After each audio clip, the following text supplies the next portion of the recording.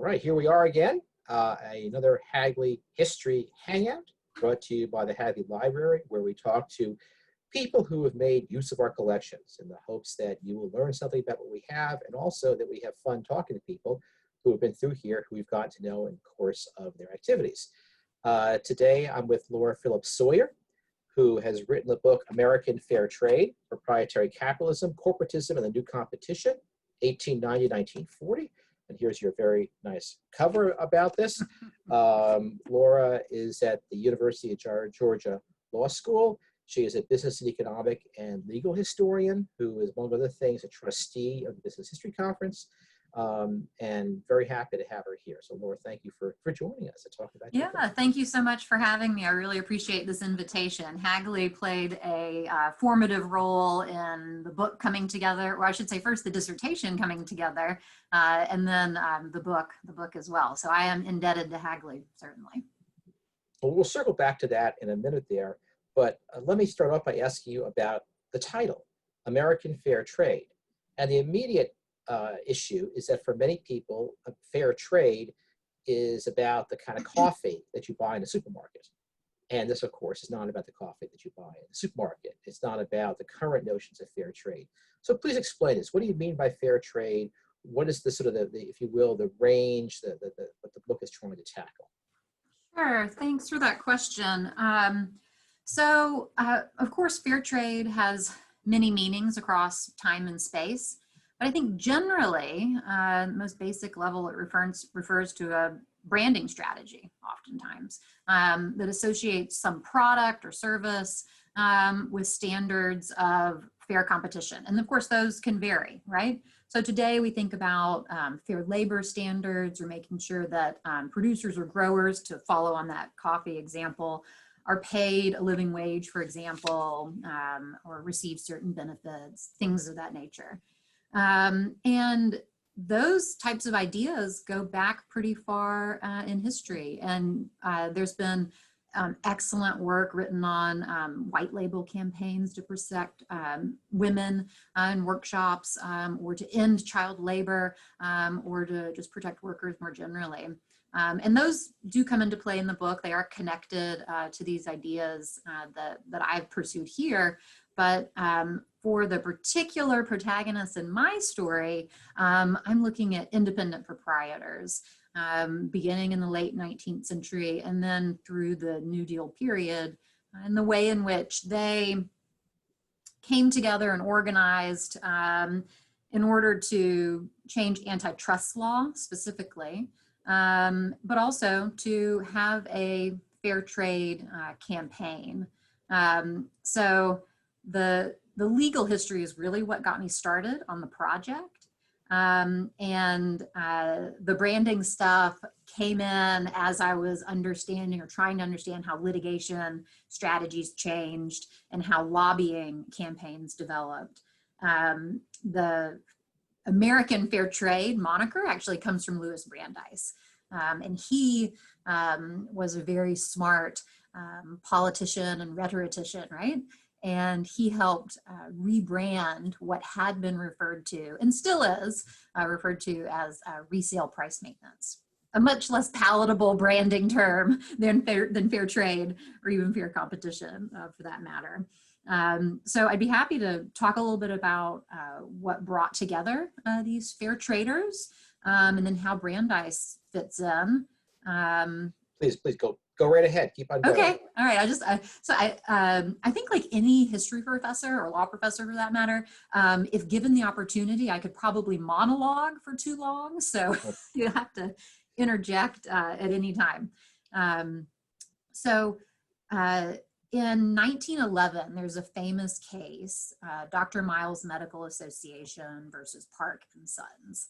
And in this case, there were producers of proprietary medicine, Dr. Miles' brand, elixirs and such, and they were practicing resale price maintenance contracts. And these are vertical contracts where a producer wants to control the way in which a retailer is going to do a whole host of things, like sales displays or buyback programs. If the product isn't selling, they don't want it to sit on the shelves too long. but also prices. And so Dr. Miles had these price schedules where they said if it sits on the shelf for X number of days, this price, then 10 days later, that price, that sort of thing.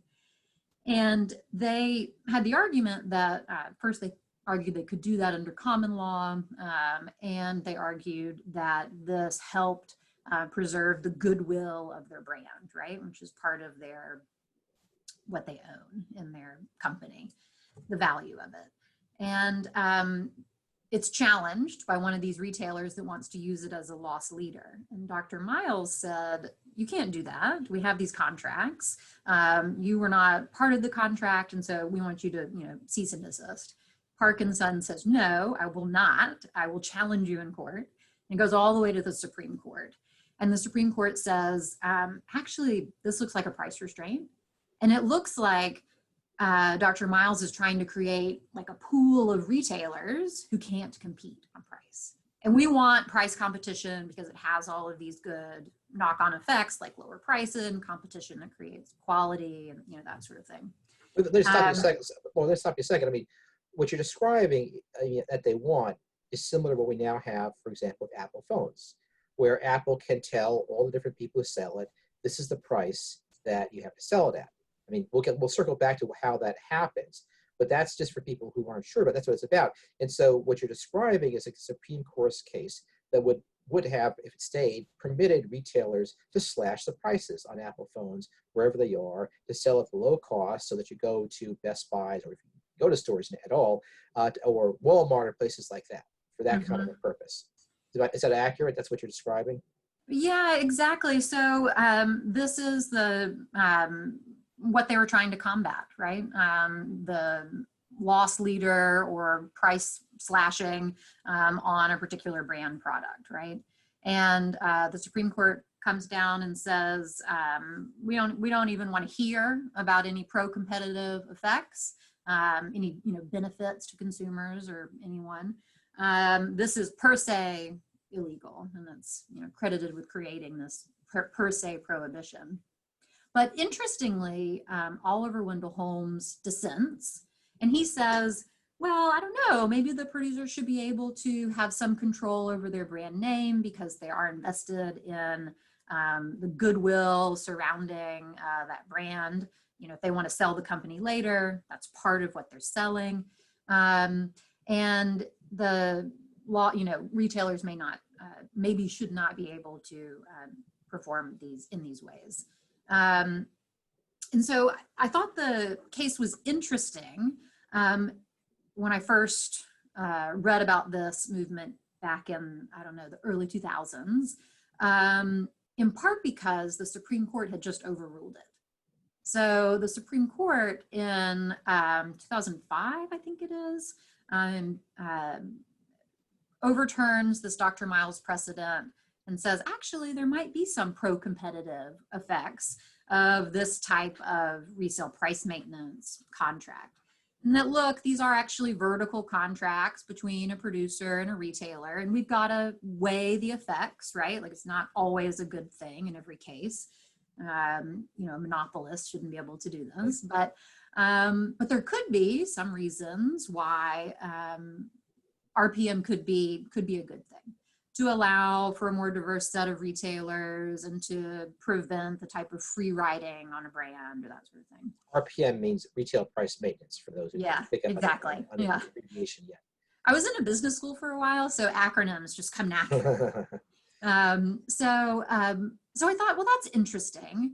And then I read more about what had been written about the fair trade movement in this case, and the way in which it was portrayed in the historiography. And what's interesting is the logic that the Supreme Court employs in 2005 reads a lot like what Louis Brandeis was arguing in 1911. So he comes to the aid of these independent proprietors, and he says, first of all, quit calling it RPM. Let's call it fair trade. If you want to support independent proprietors, this is a better method by which to get your message out. And then in terms of the economics, he actually makes this argument about pro-competitive effects. So he says, look, this is we don't want retailers competing on the price of a particular brand. We want retailers competing across different brands, which is what we refer to as interbrand competition. And so this can spur product diversification, differentiation, right? Right. In other words, what you can have in your Apple store is you have your lower end Apples, you also have your Samsungs and your other cheaper phones, but Apple hangs on to the expensive latest iPhone 11 or 12 or 13 or whatever it's at to right now. And so you encourage, so the way you get price variation is by other brands coming in there and competing in that way. That's right. Yeah, exactly. And then Apple gets to protect its own brand as being this specialty product that has these attributes that are associated with this higher price and what have you. Now, I don't want to go so far as to say that Apple is supporting like fair competition through its Chinese-based manufacturers. I'm not going there. But yeah, my point is that I just found it very interesting that what Brandeis was trying to do was really disregarded and kind of put down in the literature as, oh, he doesn't understand economics and the value of larger firms. You know, he had an affinity for a bygone era, that kind of language. But then the Supreme Court, you know, later through modern economic analysis comes to a conclusion that looks much like what Brandeis was saying back in the early 20th century. So that just kind of piqued my interest, and I wanted to understand that a bit better, how such a smart litigator and someone who is very good at legal and economic reasoning could support a movement that then was so dismissed in much of the historiography. And so that's when I started to investigate more the firms that he was working with. I mean, I dug into the doctrine side first to understand what happens. But then in order to understand why litigants are doing certain things, you have to dig into, well, what are their business methods? Like what is their whole supply chain, you know, look like, or distribution chain look like? And then how are they organizing in other ways to affect change that they've been pushing for since, you know, the late 19th century. And that's when I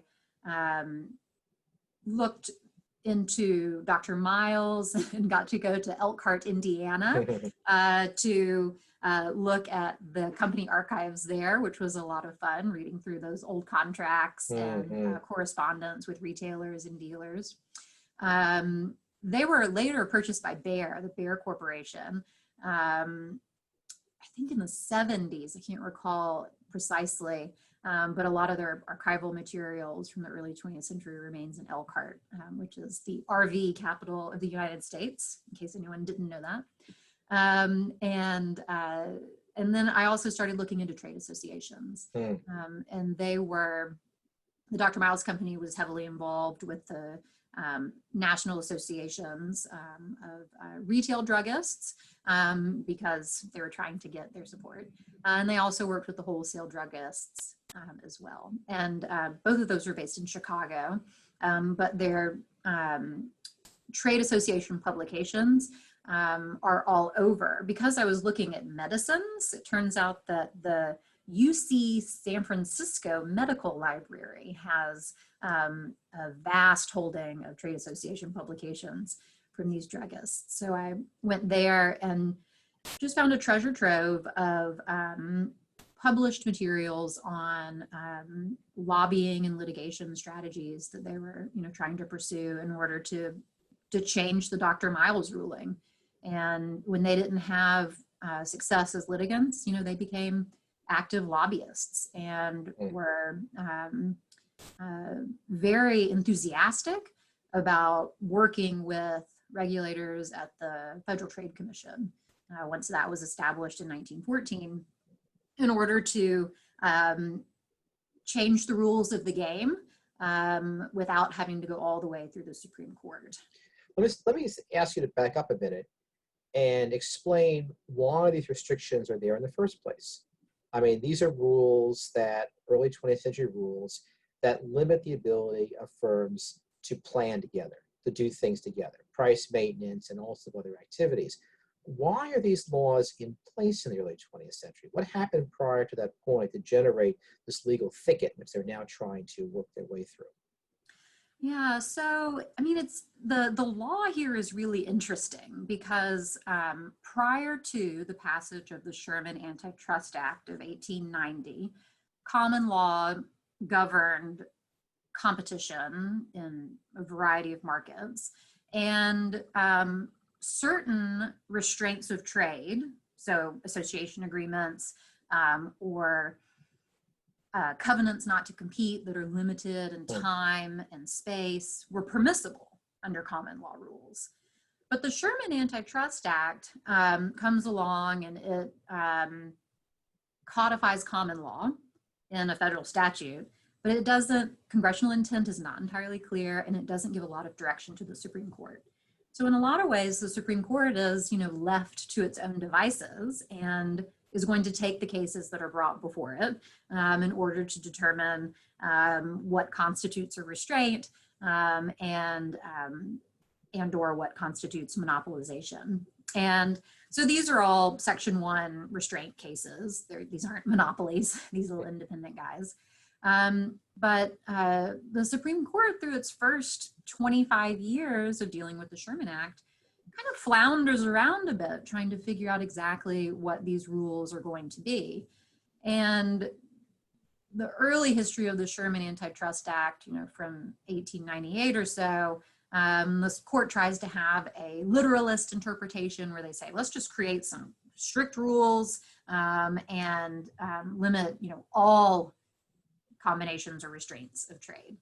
Well, that's not entirely feasible because all types of contracts and relationships could be then seen as restraints. So they walk it back and create in 1911, not in the Dr. Miles case, but in Standard Oil of the US, the rule of reason. And so this allows the court to weigh the competitive effects of particular restraints or monopolization. That was a Section 2 monopolization case as well. And so what the fair traders want is for the rule of reason to be applied to what they are doing, to managing competition in a variety of ways. And my book examines the way in which they do that, both through the courts and through administrative agencies working with regulators. And I think demonstrates, the way in which they had quite a bit of success and a surprising amount of success, particularly given the way in which we think about competition policy or antitrust today, in the way in which there's this sort of mythology, perhaps, around America having this like free market of competition. When through the 1920s, it was a quite variegated field. Where there are a lot of things, a lot of different business relationships going on that organizations or agencies like the FTC actually supported through things like trade practice conferences that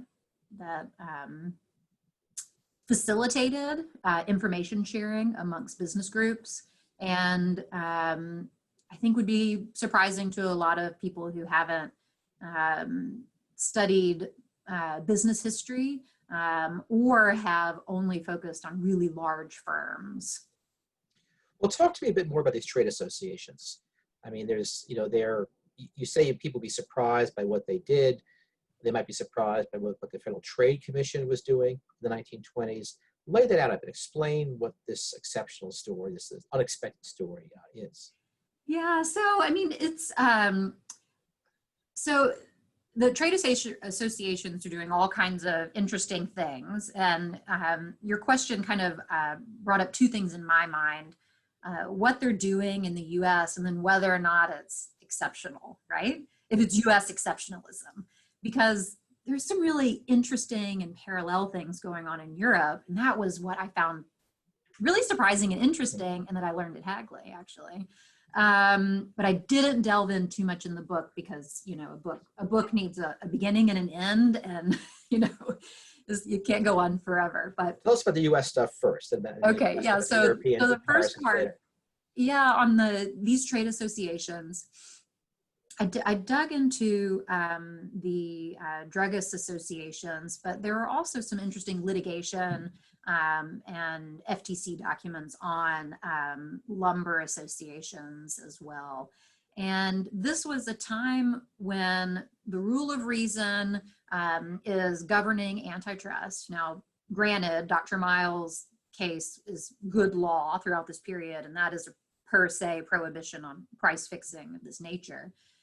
But there are ways in which associations of producers or retailers exchange information on production, on methods of production, and then actual goods produced, sold, contracts and bids that get like as close to sharing information on real-time prices as you can without saying, explicitly price coordination. And so that's like not too surprising, right? Particularly in businesses that might be, or sectors that are confronting problems of what's referred to as ruinous competition, where prices are being driven down. You might not be very surprised to see that type of coordination happening, right? And so the question is it cooperation? Is it collusion? And the fewer numbers of producers or retailers, the more likely these things are. And the Federal Trade Commission is established in 1914 in order to regulate unfair competition. The Supreme Court comes down and says, actually, we'll tell you what constitutes unfair competition, but you guys go ahead and do your thing. And those administrators have largely been dismissed in the literature, but they, for being ineffective at reorganizing the American economy. And I take that point, but I think that the Federal Trade Commission actually does have some success in helping these groups organize in ways in which they may not have otherwise. And so beginning in 26, the Federal Trade Commission starts holding these trade practice conferences. And basically they say, these trade associations are having these meetings where they're doing all of these things, sharing information on everything that comes as close to price as you can. And it would probably be better if we could get in there and do some monitoring of this. And it's not, it doesn't go so far as to legalizing their business methods so as to make them enforceable, like an enforceable price fixing contract or something. They don't go that far, but they do help in a number of ways to try to reduce waste and coordinate industry standards on, for example, in the lumber industry, on harvesting and how much timber land would be cut in any given time, so as to reduce overproduction is the idea. And so Herbert Hoover, the future president of the United States, at that time, he's the Secretary of Commerce. And I believe Ellis Hawley, the historian, said, and he's the secretariat of everything else. And he has his hands in all of these administrative departments, and he's at Commerce, but he's helping organize these things at the FTC. And he's also influential with future Supreme Court Justice Harlan Fiske Stone, who writes the maple flooring decision in, gosh, I want to say 28. I feel like I should be able to remember it like that. But in that opinion, he comes down and says, some industries do have problems of ruinous competition, and we should examine the ways in which they're doing business rather than simply prohibiting all information sharing, all coordination, carte blanche. I'll just observe that there's to people who've maybe watched other episodes, that there's an echo of the Joanne Yates and Craig Murphy book here about standards, the importance of establishing standards. And here's a case where these trade associations are doing this work. Also, again, for people who haven't followed the literature, there's also an echo of the old Chandler Scranton, Alfred Chandler, Philip Scranton debate, where Phil, he's a friend, argued for looking at small firms. firms that weren't the big companies and all that. And a lot of times these trade associations, they're not necessarily small companies, but they're fragmented industries. And what Laura's describing is the way they get together and set standards and establish some rules by which they can behave. And this is the surprising story of the 20s, is how much they are doing. Now, as part of this trade association, I know you ended up wandering into the Chamber of Commerce of the United States materials that are here at Hagley. Tell us something about that, what the Chamber is doing in this period of time and what you drew from the records they have here. That's right. The Chamber of Commerce documents at Hagley were a huge find for me. I was looking at all these trade association publications, and they increasingly started talking about, we need to be at the Chamber of Commerce, we need to be at these meetings and have representation, and that is going to be a major vehicle through which we can affect national legislation, change, even litigation strategies, right? So in part, it was an information gathering exercise by these trade associations, but they also wanted to have an impact on the Chamber. And the Chamber was, a pretty expansive organization at that time. It's not just center firms. It's not just the biggest industrialists. And so I found these connections at Hagley. In part, I was looking at some company records and then said, oh, I better take a look at this. And the Chamber of Commerce records, unsurprisingly, is vast and expansive. But what Hagley has is all of the meeting minutes. And so they had a stenographer who was typing away furiously in the corner. It's riddled with typos, but I don't know how this person did it. I mean, keeping up with all the Q&A, speeches, and all this discussion that happens not only in the main meetings where you would have all members, or those who could attend in DC where it was normally held, and all of the banquets, but also in all of these study groups. And so I started to look through what's the Chamber doing, what's their position on this, thinking they would represent major industrialists, those types of firms. And I found that there was quite a bit of diversity. And a lot of these study groups were dedicated to antitrust, expanding the rule of reason, and digging into different information sharing practices and what's legal, what's not, how can we change things. And it was actually in the Chamber of Commerce documents that I came across all of these business people talking about, well, look what Europe is doing. Look at their cartel policies, and they were often referring to Germany, Denmark, some on the French, and then also referring to the British as well. But there was obviously quite a bit of concentration around the Germans throughout the time period I studied.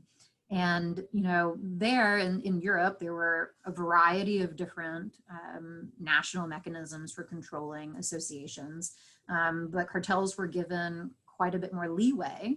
And then they were regulated as such, right? And so they had different labor regulations, different relationships with the banks, things like that. And a lot of people in America were making arguments that we should have this here, and it would make America more competitive abroad. And so the current project I'm working on, I may be coming back to Hagley, is looking at US antitrust abroad. And so all of those little threads that came out from working on my first book project, I hope to unite and tie neatly into the post-war period. In the book, I touch a little bit on the Webb-Pomerane Act of 1917, and that was basically a piece of legislation that exempted export associations from antitrust prosecution if they submit their plans ahead of time to the Department of Justice. And it's still in the books today. It's handled differently than it was then, but through the interwar period, it was basically the US saying, well, if you're going to go and work abroad as an export association, it's okay if you collude a little bit, because that's what the Europeans are doing anyway. Well, we'll talk separately about this, but I will say that you mentioned the 1917 Act. That's 5 years after the formation of the National Foreign Trade Council, which is a very active advocate of foreign exports. So there's a story there about that I look forward to hearing more about. Absolutely, and I need to mine the Hagley Resources for more on that because there's surprisingly little written on it. All right, we're gonna keep this to your book rather than a conversation about future resources for that. That'll be in a couple of years. We'll do the next book, right? But on this point, talk to me about American exceptionalism here. I mean, American exceptionalism, for those who don't have that phrase coming off their tongue, refers to the way in which America's business environment, legal environment, was distinctive from that of Europe, especially the restrictions on the ability of firms to cooperate. The cartels you describe in Europe, they could set prices, they could set wages. This, again, is one of the big differences in the nature. And one thing this has done is kick a lot of political economy research to being just about the United States, being very much inside the US borders. So you think about that a lot. So talk to me about that, American exceptionalism, and how it relates to your story. Yeah, that's right. I think that there is, at the surface level, I think there's a lot of truth to it, right? That antitrust at the federal level is an American story, and antitrust begins in the United States and becomes exported out, like an Americanized version of it is exported in the post-World War II period. But in the period that I write about in the book, it is a different jurisdiction. But what I found was there was so much movement on the ground with these business people who I investigate in the book to change antitrust laws, to widen or liberalize the rule of reason and its application to smaller businesses, that you do see more variety and diversity than I think the headline suggests, right? And the way in which that ends up happening is through the also exceptional nature of American federalism, right? It's hard to compare the United States with a particular country in Europe because those are very different in size, geographic size, population, and just scope of industries. But if you look at if you boil down in the United States to the state level, you can see a great deal of diversity between states and how they're handling these types of issues. And so in the book, I end up looking quite a bit at California because they had such an active movement organizing producers and retailers. And so this is by the time you get to the late 1920s and then into the Great Depression, retailers really pick up this fair trade movement, and they want it in order to reduce falling prices, right? They're looking for some floor. And you have a great character in your book, Edna Gleason. I mean, I know, I love Edna. I mean, talk to us about Edna. So Edna is this just amazing figure for the 1920s. She is a pharmacist by training. If I remember correctly, she's the second woman in the state of California to pass the licensing exam, and she marries a pharmacist too. Sadly, he passes away in the early 20s from pneumonia, and she takes over the business. They own a little retail drugstore in Sacramento, and in Scranton. And she's expected to give it up when he passes away, and she refuses. She's quite headstrong. And it's when a chain store tries to enter their smaller town that she starts to get involved in organizing other retailers in her town. And she goes about doing that because she offers particular services, and she was known for helping indigent populations and things of that nature. There's a woman who had conducted some interviews with people who knew Edna. And so I drew a little bit from that, and then mainly drew from trade association publications because she didn't leave any personal papers.